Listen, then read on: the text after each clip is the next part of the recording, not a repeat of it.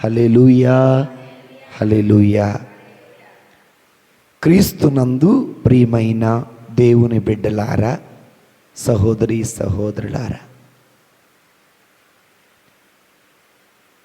కొన్ని తరాల పాటు, కొన్ని తరాల నుండి మనందరి ఆలోచనలకి అంతు చిక్కని ఒక సమాధానం. ఏంటి ఆ సమాధానం అంటే, తప్పు చేస్తున్నవాడు సమాజంలో తల ఎత్తుకొని బాగానే తిరుగుతున్నాడు, మంచివాడు ఏడుస్తున్నాడు. దొంగతనం చేసిన వాడు దొరలాగా తిరుగుతున్నాడు, కానీ ఏ దొంగతనం చేయని వాడు నలుగురిలో చేతగాని వ్యక్తిలాగా ఉన్నాడు. ఇక మంచి చెడ్డవాళ్ళదైన రాజ్యం, మంచోళ్ళకి రాజ్యం లేదా? మంచోళ్ళకి మంచి రోజులు రావా? చెడ్డవాళ్ళదేనా పరిపాలన అన్న ఆలోచన మన మదిలో ఉంటుంది. అయితే ఈ చెడ్డోళ్ళు ఎలా ఉంటారు? ఈ చెడ్డవాళ్ళకి కలగబోయే నష్టం ఎలా ఉంటుంది? మంచివాళ్ళు ఎలా ఉంటారు? మంచి వాళ్లకు కలగబోయే మేలు ఎలా ఉంటుందో ఒకసారి మనం బైబిల్ గ్రంథాన్ని ఆధారంగా చేసుకొని చూద్దాం. సో మొట్టమొదటిది 37వ కీర్తన 2వ వచనము నుండి నేను చెబుతూ ఉంటాను. ఒక్కొక్క వచనము ఒక్కొక్క విధంగా ఉంటుంది. చాలా జాగ్రత్తగా ఒకసారి మనం ఆలోచన చేసుకుందాం. ఎందుకంటే ఇప్పుడు దుష్టుడు ఎలాంటి వాడు, దుష్టుడికుండే గుణాలు ఎలాంటివి, దుష్టుడికి పట్టే గతి ఎలా ఉంటుందో ఒకసారి చూద్దాం, సరేనా? మొట్టమొదటిది, దుష్టుడు ఎలాంటి వాడు, దుష్టుడికి ఉండే గుణగణాలు ఎలాంటివి, దుష్టుడికి పట్టే గతి ఎలా ఉంటుందో ఒకసారి చూద్దాం. మొట్టమొదటిది 2వ వచనం చదువుకుందాం. వాడు గడ్డి వలె, ఒక నిమిషం 1 నుండి చదువమ్మా. 1 నుండి, దుష్టులను చూచి నీవు వ్యసన పడవలదు, దుర్మార్గున పనులను గాంచి అసూయ చెందవలదు. ఇది ఎవరికి చెప్పే మాట? మంచోళ్ళకి చెప్పే మాట. చెడ్డోళ్ళని చూస్తే మనకు అసూయ కదా, వాడు బాగానే బతుకుతున్నాడు కానీ మనకే సుఖం లేదు. తప్పు చేసిన వాడు బాగానే దర్జాగా తిరుగుతున్నాడు, పెద్ద నోరేసుకుని అరుస్తున్నాడు, కానీ తప్పు చేయకపోయిన సమాజంలో ఏమి లేనట్టుగా ఉన్నా. దేవుడు అంటాడు, చెడ్డవాడిని చూసి అసూయ పడమాక, దుర్మార్గుల పనులను చూసి వ్యసన పడమాక అంటున్నాడు. ఎందుకు ఈ మాట అంటున్నాడు అంటే, చెడ్డోడు ఎలాంటి వాడో చూద్దాం. 2వ వచనం, చెడ్డవాడు గడ్డి వలె త్వరితముగా ఎండిపోవుదును, పొలములోని మొక్కల వలె వాడిపోవుదురు. ఇది చెడ్డవాడికి పట్టే గతి. చెడ్డవాడి ఎలాంటి వాడట? గడ్డి పువ్వు లాంటి వాడట, పంట పొలంలో మొక్కలాంటి వాడట. వాడు ఎండిపోతాడు, వాడిపోతాడని దేవుడు దావీదు ద్వారా మనకు తెలియచేస్తున్నాడు. ఇది చెడ్డవాడికి పట్టే గతి. 2వ గతి చూద్దాం దేవుని బిడ్డలారా.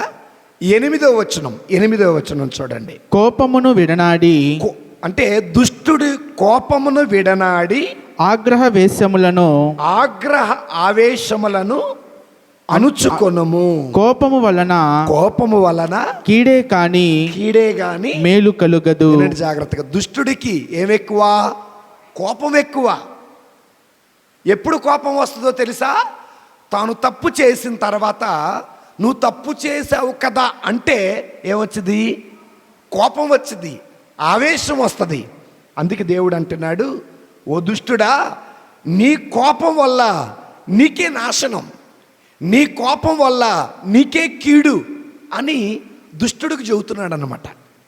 కాబట్టి దుష్టుడికి వచ్చేటటువంటి 2వ కీడు ఏంటంటే, ఆయన కోపమే ఆయన నాశనం చేస్తుంది. దుష్టుడికి వచ్చేటటువంటి మూడవ కీడు 9వ వచనం చదువుకుందాం. 9వ వచనం. ప్రభువు దుష్టులను తరిమివేయును ఆయన కొరకు వేచియుండు వారు మాత్రమే దేశమును స్వాధీనము చేసుకొందురు. దేవుడు దుష్టులను ఏం చేస్తాడట? తరిమి వేస్తాడట. ఉదాహరణకి ఐగుప్తు దేశపు రాజు ఒక దుష్టుడు. ఆ రాజు తన సైన్యముతో ఇజ్రాయేలులను వెంటాడుతున్నప్పుడు దేవుడు ఏం చేశాడు? తరిమేశాడు. దావీదు మహారాజు ఎవరి మీద యుద్ధం చేశాడు? గొలియాతు మీద యుద్ధం చేశాడు. దావీదు ఎప్పుడైతే గొలియాతుని చంపాడో ఆ సైన్యం ఏమైపోయింది? పారిపోయింది, తరిమేశాడు. కనుక దుష్టులని దేవుడు తరిమివేసే రోజు ఒకటి ఉంది. అప్పటి వరకు మనం ఎలా ఉండాలా? ఓపికగా ఓర్పుగా ఉండాలని పలుకుతున్నాడు. ఇది మూడోది, దుష్టుడికి జరగబోయేది. నాలుగోది, దుష్టుడికి జరగబోయే నాలుగో కీడు 10వ వచనం. కొంచెము కాలములోనే దుష్టుడు అనగారిపోవుడు.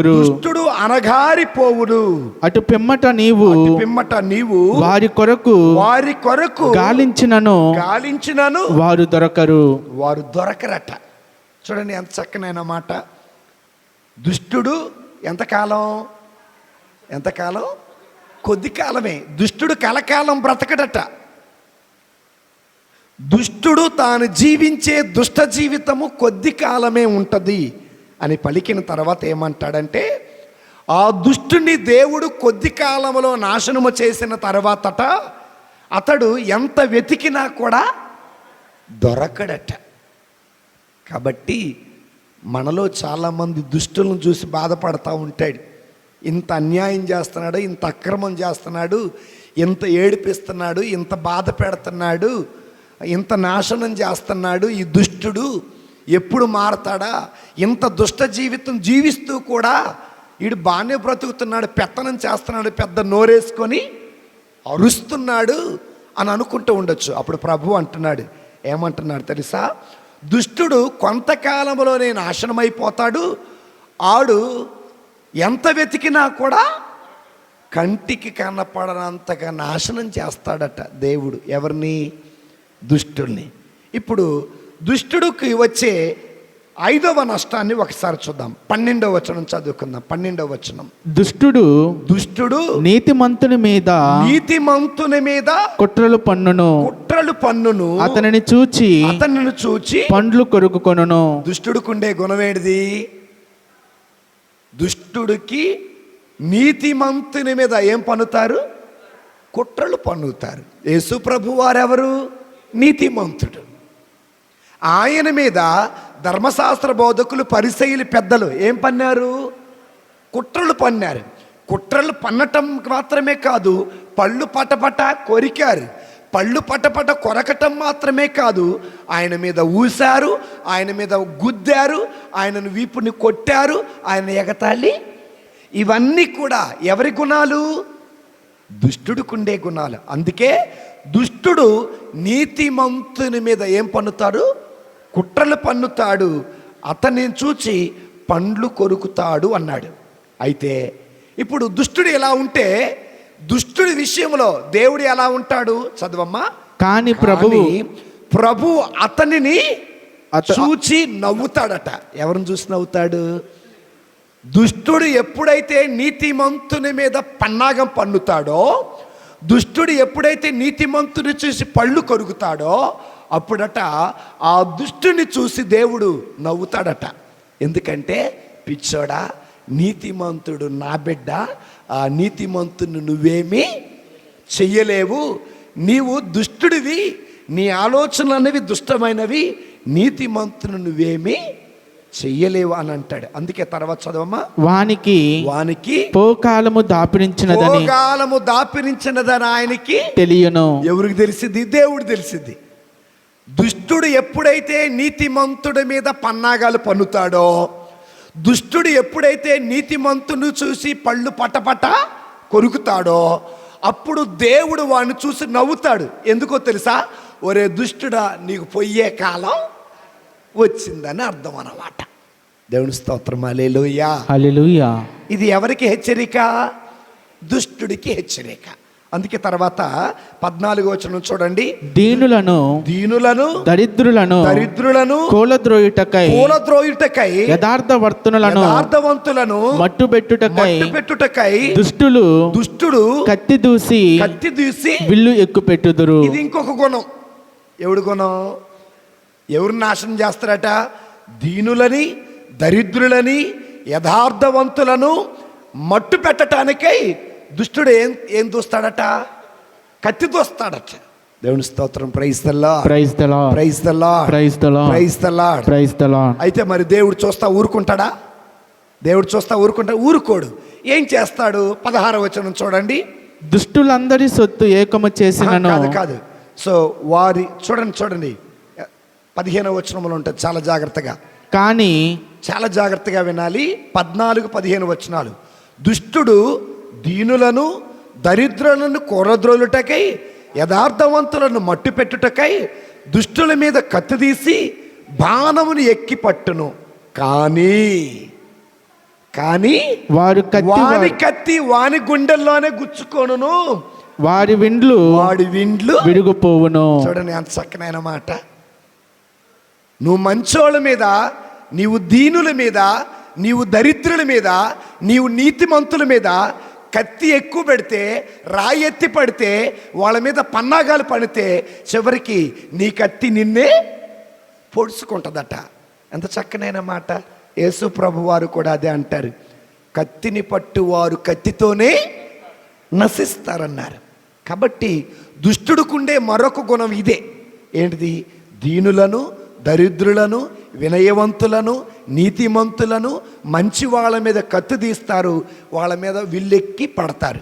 కానీ వాడి బాణం వాడికే గుచ్చుకుంటుంది, వాడి కత్తి వాడికే గుచ్చుకుంటుంది, వాడి కత్తి వాడిని నాశనం చేస్తుంది. ఇది దుష్టుడికి జరగబోయే ఇంకొక నష్టమని మనకి వాక్యము బోధిస్తుంది. ప్రియమైన దేవుని బిడ్డలారా, ఇప్పుడు 16వ వచనం ఇంకొకటి. దుష్టులందరి సొత్తు ఏకము చేసినను సజ్జనుని కొద్దిపాటి సొత్తుతో సమానము కాజాలదు. అర్థమైందా?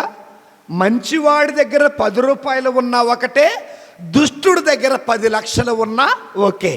ఎందుకంటే దుష్టుడి దగ్గర ఉన్న 10 లక్షల రూపాయలు మంచివాడి దగ్గర ఉన్న 10 రూపాయలతో కూడా సమానము కాదట. ఎందుకు కాదంటే దుష్టుడు దుష్టత్వముతో, దౌర్జన్యముతో, అన్యాయ అక్రమాలు సంపాదించిన సొమ్ము, సజ్జనుడు కష్టపడి సంపాదించిన సొమ్ము. దేవుడి దృష్టిలో దుష్టుడి సొమ్ము సజ్జను సొమ్ముతో సమానం కాదు. అందుకే చాలామంది అన్యాయాలు చేసి, అక్రమాలు చేసి సంపాదిస్తూ ఉంటారు. అయ్యో వాడు ఎదిగిపోతున్నాడు, వాడు సంపాదిస్తున్నాడు, నా దగ్గర తినటానికి తిండి మాత్రమే ఉందని మీరు బాధపడాల్సిన అవసరం లేదు. ఎందుకనగా దేవుని దృష్టిలో సజ్జనుడి సంపాదన విలువైనది, దుష్టుని సంపాదన విలువలేనిది అని వాక్యం పలుకుతుంది. అందుకే అన్యాయాలు, అక్రమాలు, అబద్ధాలు, మోసాలు, దొంగతనాలు చేసి సంపాదించే సంపాదన మనకి వద్దు. అలా సంపాదించేవాడు దుష్టుడు. ఆ దుష్టుని సొమ్ము దేనికి పనికిరాదు. ఇది ఇంకొకటి. దేవుని బిడ్డలారా, 17వ వచనం చదువుకుందాం. ప్రభువు దుష్టుల చేతులను విరగగొట్టి, చూడండి ఎంత చక్కనమాట. ప్రభువు దుష్టుల చేతులను విరగగొట్టి సజ్జనులను ఆదుకొనును. ఎవరి చేతులు విరగొడతారట? మనం దొంగతనాలు చేస్తూ ఉంటాం, దొంగ లెక్కలు రాస్తూ ఉంటాం, అవునా? ఈ దొంగతనం చేస్తూ ఉంటాం, భర్త జేబులో దొంగతనం చేస్తాం, పక్క అమ్మటోళ్ళ చేలో నిమ్మకాయలు దొంగతనాలు చేస్తూ ఉంటారు, లేకపోతే ఏదో చేస్తూ ఉంటారు. ప్రభు అంటున్నాడు, ప్రభు దుష్టుల చేతులను ఏం చేస్తాడట? విరగొడతారట. అలా వెళ్ళి ఇలా తెచ్చిన రోజులు చాలా ఉంటాయి. కాబట్టి తొందరపడి పరుల సొమ్మును మనం అపహరించకూడదు. అపహరించుట వల్ల దేవుడు ఏమి ఎరగొడతాడట? మన చేతులను ఎరగొడతాడట. ఆ తర్వాత దేవుని బిడ్డలారా, ఆయన 20వ వచనం. కాని దుష్టులు సర్వనాశనమగుదురు. గడ్డి మైదానము త్వరితముగా శోభగును. కోల్పోయినట్లే ప్రభువు విరోధులను చత్తురు. పొగవలే అదృశ్యులగుదురు. దుష్టులు ఏమైతారట? సర్వనాశనం అయిపోతారట. దుష్టులు ఏమైపోతారట? పొగ ఏ విధంగా అయితే కనుమరుపు అయిపోతుందో అది కూడా అలాగే కనుమరుపు అయిపోతుందట. దుష్టులు ఏమవుతారట? పచ్చిక బయళ్ళు ఎండిపోయినట్లనే దుష్టులు సర్వనాశనం అవుతారట. ఇది దుష్టుడుకు బట్టే ఇంకొక దరిద్రం, దేవుడిచ్చేటటువంటి కఠినమైన శిక్ష. ఇక దుష్టుడుకుండే ఇంకొక గుణం 21వ వచనం. దుష్టుడు బాకీ తీసుకొని అప్పు తీర్చడు. చాలు. దుష్టుడు ఏం చేస్తాడట? అప్పు తీసుకుంటాడు కానీ మరలా తిరిగి అప్పు ఇవ్వడట. కాబట్టి నువ్వు దుష్టుడు అయితే, దుష్టురాలు అయితే తీసుకున్న దాన్ని ఈగాక, నువ్వు మంచిదాని అయితే తీసుకున్నట్టుకి ఇవ్వు. దుష్టుడు అప్పు తీసుకొని మరలా తిరిగి ఇవ్వడు అని వాక్యం పలుకుతుంది. 28వ వచనం చదువుకుందాం. 28వ వచనం చూడాలి అందరూ. ప్రభువు నీతిని మెచ్చుకొనును. అతడు తన భక్తులను చెయ్యి విడువక సదా కాపాడును. దుష్టుల పిల్లలు మాత్రము, చూడండి జాగ్రత్త, దుష్టుల పిల్లలు మాత్రము దేశము నుండి బహిష్కృతులగుదురు. నీతిమంతులు. దుష్టుల పిల్లలు ఏమవుతారట? దేశము నుండి బహిష్కరించబడతారట. ఇక్కడ దేశం అంటే ఏంటి? పరలోక రాజ్యము నుండి బయటికి. అంటే నువ్వు చేసే దుష్టత్వం నీతో పోటల్లా, నీ పిల్లలకు కూడా వస్తుంది. అందుకే దుష్టుడు తన పిల్లలని దేశం నుండి దేవుడు బహిష్కరిస్తాడు అని వాక్యం పలుకుతుంది. బిడ్డలారా, మనం చేసే పాపం మనతోనే పోదు. మనం పాపాత్ములం కదా, మన పిల్లలు పరలోకానికి వెళ్తారులే అనుకోకండి. మనం చేసిన పాపం వల్ల మన పిల్లలు కూడా పరలోకానికి వెళ్ళరు. దేశము నుండి, ఆ పరలోక దేశము నుండి, నూతన యెరూషలేము నుండి గెంటి వేయబడతారని వాక్యం పలుకుతుంది. అంటే దుష్టులు చేసిన పాపం వాళ్ళకే కాదు, వాళ్ళ పిల్లలకు కూడా వస్తుందని అర్థం. 32వ వచనం. దుష్టుడు సత్పురుషుని పొంచి చూచుచుండును. దుష్టుడు వాడికి ఉన్న గుణం ఏంటంటే సత్పురుషుని ఎప్పుడు తొంగి చూస్తూ ఉంటాడట. అతనిని చంపటానికి ప్రయత్నం చేస్తాడట. దుష్టుడు మంచోడు ఎక్కడికి వెళ్తున్నాడా, ఏం చేస్తున్నాడా అని మంచోడిని ఎప్పుడు చూస్తా మంచివాడిని చంపటానికి ప్రయత్నం చేస్తాడు. అంటే నరహత్య చేయటానికి ప్రయత్నం చేస్తూ ఉంటారు. ఇక చివరిగా దేవుని బిడ్డలారా 35, 36 వచనాలు చదువుకుందాం. చూడండి, దుష్టుడు వృద్ధులోనికి వచ్చి లెబానోను దేవదారు వలె ఎదుగుటను నేను చూచి తిని, కానీ కొంతకాలము తరువాత నేనటు వెళ్ళుచుండగా అచ్చటకు వెళ్ళి చూడగా అతడు లేడాయను. ఎవడాడు? దుష్టుడు లెబానోను మహావృక్షము వలె, దేవదారు మహావృక్షముల వలె ఎదుగుతాడట. కానీ కొద్ది కాలమైన తర్వాత ఆడు కంటికి కనపడడు. అంటే దుష్టుడు బాగా ఎదిగినట్టు కనపడతాడు, ఆకాశాన్ని అంటుకున్నట్టుగా కనపడతాడు. దుష్టుడు మాటే పారుద్ది, దుష్టుడు మాటే అందరూ వింటాడు. దుష్టుడికి అందరూ తల ఊపుతారు, దుష్టుడితో అందరూ చేతులు కలుపుతారు. ఇక దుష్టుడు అనుకుంటాడు, నాకు తిరుగు లేదు, నన్ను తట్టేవాడు లేడు, నన్ను కొట్టేవాడు లేడు అనుకుంటాడు. కానీ దేవుడు అంటున్నాడు, ఆ దుష్టుని నాశనం చేసే రోజు ఒకరోజు ఉంది అని అంటున్నారు. అందుకే చూడండి, అతని కొరకు గాలించితిని గాని అతడు నాకు కనిపింపడాయను. చాలండి. ఇక చివరిగా 38వ వచనం నుండి చదువుకుందామే. కానీ దుర్మార్గులు సర్వనాశనమగుదురు. వారి సంతానము నిర్మూలమగును. ఇది చివరిది. దుర్మార్గులు ఏమవుతారట? సర్వనాశనం అవుతారట. వారి సంతానం ఏమైందట? ఇవన్నీ ఏంటివి అంటే ఇప్పటి వరకు మనం చెప్పుకున్నవి. ఒకటి, దుష్టులు ఎలాంటి వారు, వాళ్ళకున్న గుణగణాలు ఏంటి, వాళ్ళు చేసే పనులేంటి, వాళ్ళకు దేవుడు చెయ్యబోయే నష్టం ఏంటనేది మనం చూసాం.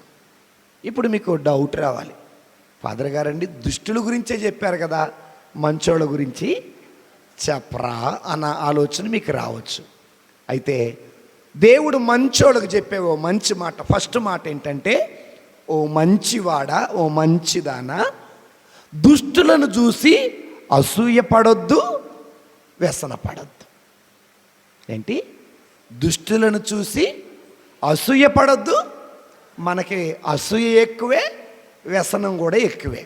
ఉదాహరణకి దారి వెంట వస్తూ ఉన్నప్పుడు ఒక దుష్టురాలు వెళ్ళి పక్క మడిసేలో కొన్ని కూరగాయల దొంగతనం చేస్తే ఆమె చెయ్యగాలేంది నేనెందుకు చెయ్యకూడదన్న ఆశతో వీళ్ళు చేస్తారు.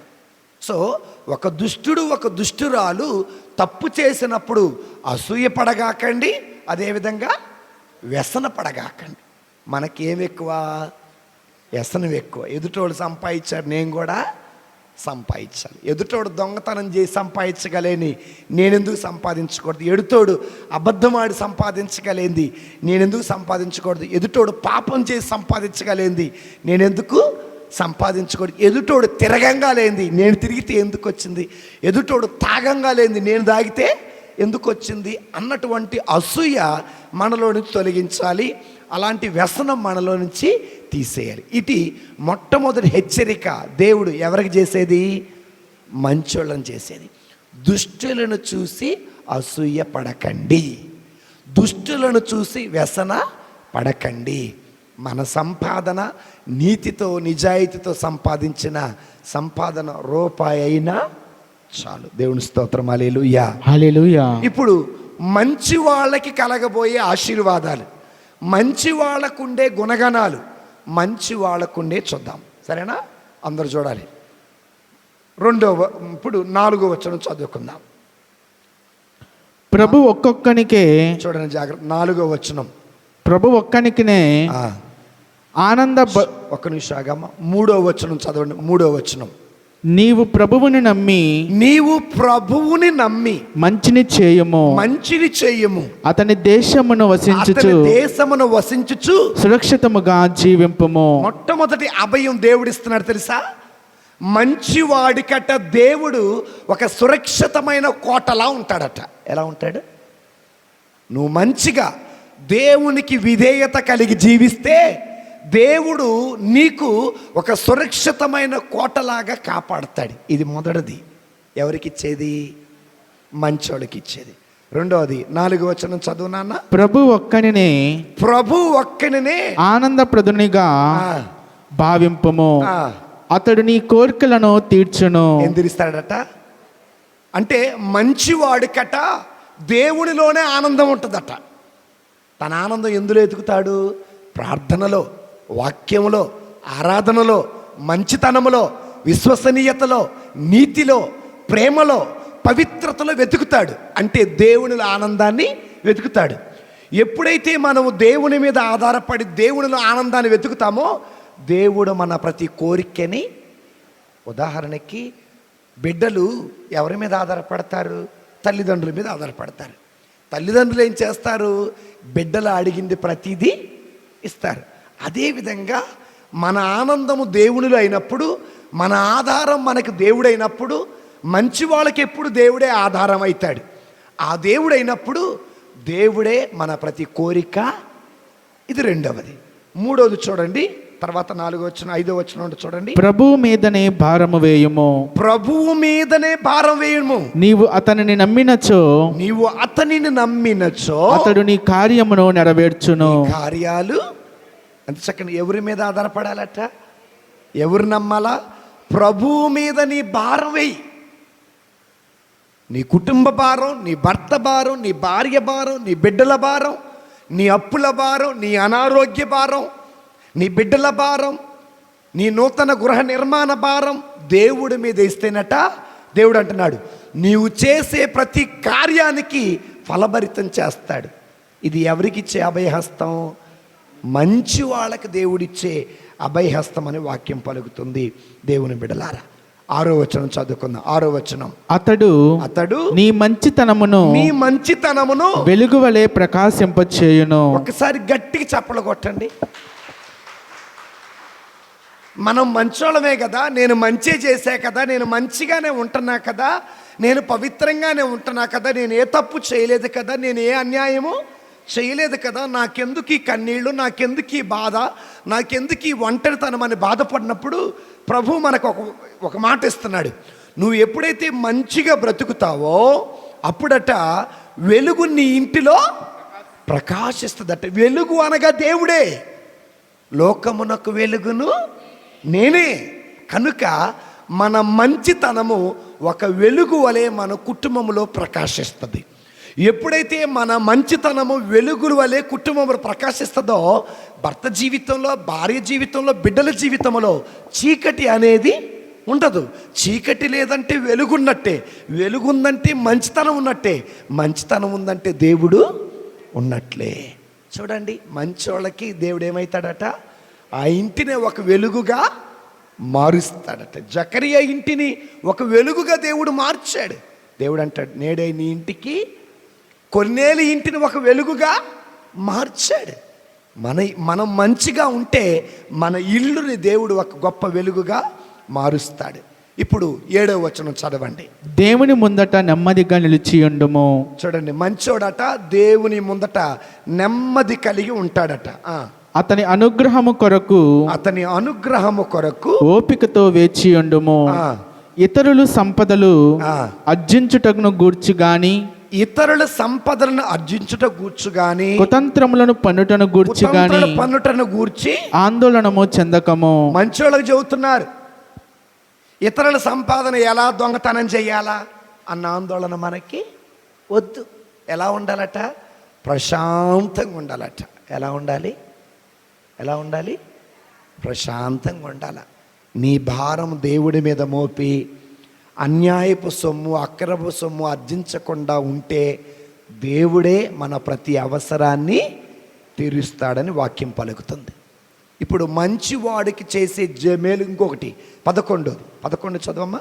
11వ వచనం, దీనులు దేశమును స్వాధీనము చేసుకొందురు. ఏం చేస్తారట? దీనులు దేశముని ఏం చేసుకుంటారు? యోసేపు ఎవరు? నీతిమంతుడు, దీనుడు. ఏ దేశానికి వెళ్ళాడు? ఐగుప్తు దేశానికి వెళ్ళాడు. రోజులు గడిచే కొద్దీ ఐగుప్తు దేశం అంతా ఇజ్రాయేలులు ఏమయ్యారు? వ్యాప్తి చెందారు. అప్పుడు ఫరో రాజుకు అసూయ కలిగి వాళ్ళని ఇబ్బంది పెట్టడం ప్రారంభించాడు. ఎందుకు ఈ మాట పలుకుతున్నాను? మంచి వాళ్ళట దేశమంతా వ్యాప్తి చెందుతారట. మంచి వాళ్ళకి దేవుడు శాంతి సమాధానాన్ని వసుకుతాడని 11వ వచనం మరొకసారి చదవమ్మా. దీనులు దేశమును స్వాధీనము చేసుకొందురు, మిక్కుటమైన శాంతిని అనుభవింతురు. ఏమనుభవిస్తారు? ఎవరికి దేవుడు ఇస్తాడు? శాంతి. దీనాత్ములు ధన్యులు, దైవరాజ్యము. ఆ దైవరాజ్యములో మనకేం దొరుకుతుంది? శాంతి దొరుకుతుంది. అందుకే ఎవరైతే తగ్గింపుతనం కలిగి, ఎవరైతే దీనత్వము కలిగి, ఎవరైతే ఓర్పు కలిగి, ఎవరైతే సహనం కలిగి ఉంటారో దేవుడు వారిని దేశమంతా వ్యాప్తి చేస్తాడు. దేవుడు వారిని లేవనెత్తుతాడు. దేవుడు వారికి శాంతిని ఇస్తాడట. ఆ శాంతి లోకమిచ్చేది కాదు. ఆ శాంతి ఎవరిచ్చేది? దేవుడిచ్చేది. ఇది మంచి వాళ్ళకి జరిగే మరొక మేలు దేవుడు చెబుతున్నాడు. 18వ వచనం. ఆయన సత్పురుషులను కాపాడును. ఎవరిని కాపాడతాడట? మంచి వాళ్ళని ఎవరు కాపాడతాడు? అమ్మా, పేతురు గారు ఎవరు? సత్పురుషుడు. యెరూషలేములో పేతురుని తీసుకొని వెళ్ళి చెరసాలలో బంధించారు. క్రైస్తవ సంఘం పేతురు కొరకు ప్రార్థన చేసింది. దేవుడు తన దేవదూతను పంపించాడు. చేతులుకున్న సంఖ్యలు విడిపించాడు. పేతురు గారిని చెరసాలలో నుండి విడిపించారు. దేవుడు తన సత్పురుషులని కాపాడుతాడు. యోబు గారు ఎవరు? సత్పురుషుడు. దేవుడు యోబు గారిని ప్రాణాపాయం నుండి కాపాడాడు. యోసేపు ఎవరు? సత్పురుషుడు. దేవుడు హెరోదు బారి నుండి కాపాడాడు. దేవుడు అంటున్నాడు సత్పురుషులను దేవుడు కాపాడతాడు అని మనకి వాక్యములో పలుకుతుంది. చదువమ్మ 18వ వచనం. ఆయన సత్పురుషులను కాపాడును, వారు కలకాలము వారి నేలను వారు హక్కుభుక్తము చేసుకొందురు. ఇంకొకటి ఇది మంచి వాళ్ళకి జరిగే ఇంకొక మేలు. 19వ వచనం. కష్టకాలము ప్రాప్తించినప్పుడు, చూడండి జాగ్రత్తగా, కష్టకాలము ప్రాప్తించినప్పుడు వారు అవమానములకు గురికారు. ఎవరట? మంచి వాళ్ళట. మంచి వాళ్ళకి కష్టాలు వస్తేనట అవమానము రానియ్యకుండా దేవుడు కాపాడతాడు. మంచి వాళ్ళకి. దేవుని బిడ్డలారా, దానియేలు ఎవరు? మంచివాడు. ఆయనకేమొచ్చింది? కష్టకాలం వచ్చింది. ఆయన తీసుకెళ్లి చెరసాలలో పడేశారు. షడ్రకు మేషకు అబేద్నెగోలు ఎవరు? మంచివాళ్ళు. వాళ్ళకి కష్టకాలం వచ్చింది. దేవుడు ఏం చేశాడు? వారిని కాపాడాడు. మనము మంచి వాళ్ళమైతే ఈ లోకం కాపాడాల్సిన అవసరం లేదు, దేవుడే మనలని కాపాడతాడు. ఇది మంచి వాళ్ళకి దేవుడు చేసే మరొక మేలు. మరొకసారి చదువుకుందాం 19వ వచనం.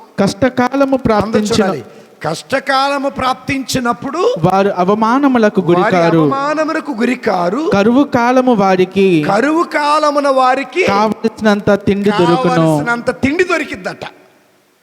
అంటే నీతిమంతుడి జీవితంలో తిండికి కొరత ఉండదు. దేనికి కొరత ఉండదు? తిండికి. మంచి వాళ్ళని దేవుడే కాపాడుతాడు. మంచి వాళ్ళకి తనివి తీర భోజనం దేవుడే ఇస్తాడు. అందుకే నేను మంచిగా ఉంటున్నాను కదా, నాకెందుకు ఈ కష్టాలు అనుకోమాకండి. కష్టకాలములో దేవుడే నీకు ఒక గొప్ప నిధిలాగా సహాయం చేస్తాడు. కరువు కాలంలో దేవుడే నీ ఆకలిని తీరుస్తాడు. దేవుడు మంచి వాళ్ళకి ఇచ్చే అభయహస్తం. దేవుని బిడ్డలారా, 19వ వచనం. కష్టకాలము ప్రాప్తించినప్పుడు 21వ వచనం చూడండి. దుష్టుడు బాకీ తీసుకొని అప్పు తీర్చడు. ఇప్పుడు చూడండి, కానీ సత్పురుషుడు ఉదారముగా ఇచ్చును. మంచివాడట ఏం చేస్తాడు? ఉదారంగా ఇస్తాడు. ఉదారంగా ఇవ్వటం అంటే మరలా తిరిగి ఆశించకుండా. బైబిల్ ఏం చదువుతుంది? ఇచ్చి మరలా దేనిని నువ్వు ఆశించమాక. సత్పురుషుడు దాన ధర్మాలు చేస్తాడు, తిరిగి ఏ ప్రతిఫలాన్ని ఆశించాడు. దాన ధర్మం చేస్తున్నాడంటే ఇస్తున్నాడంటే దేవుని ప్రేమని పంచుతున్నాడు. కాబట్టి సత్పురుషులమైనటువంటి మనము ఏం చేయాలా? ఇవ్వాలా. ఇచ్చే బిడ్డలుగా ఉండాలా, దేవుని ప్రేమను పంచే బిడ్డలుగా ఉండాలా. 25వ వచనం. ఇది సత్పురుషుడికుండి ఇంకో గుణం. నేనిప్పుడు 25వ వచనం చూడనమ్మా. 25వ వచనం. నేను ఇప్పుడు యవ్వనమును గతించిన వృద్ధుడను. ఎవరి మాట పలుకుతుంది? దావీదు గారు పలుకుతున్నారు. అంటే ఈ కీర్తన ఎప్పుడు రాశారు దావీదు గారు? వృద్ధాప్యములో రాశాడు. అందుకే నేను ఇప్పుడు యవ్వనము గతించిన వృద్ధుడను, కానీ ప్రభువు నీతిమంతుని పరిత్యజించుట గాని అతని పిల్లలు బిచ్చమెత్తుకొనుట గాని నేను ఇంతవరకును చూడలేదు. ఇంతవరకు. ఎంత చక్కనైన మాట కదా.